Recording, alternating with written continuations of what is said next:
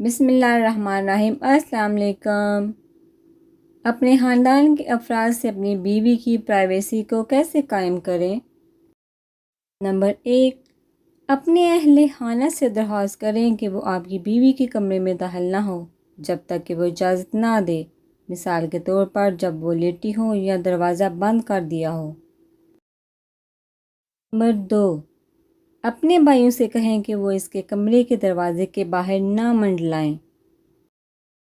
Number 3، کسی کو بھی اس کی الماری یا ہینڈ بیگ کی ٹو لینے کی اجازت نہ دیں جب تک کہ وہ خود نہ چاہے۔ نمبر 4، جب وہ فون پر بات کر رہی ہوں تو اس کی باتیں سننے کی اجازت نہ دیں۔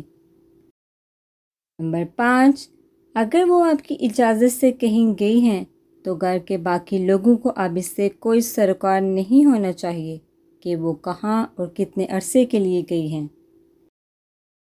نمبر 6، اس کی لانڈری کو ایسی جگہ نہیں لٹکایا جانا چاہیے جہاں آپ کے مرد رشتہ دار اس کے ذاتی لباس دیکھ سکیں۔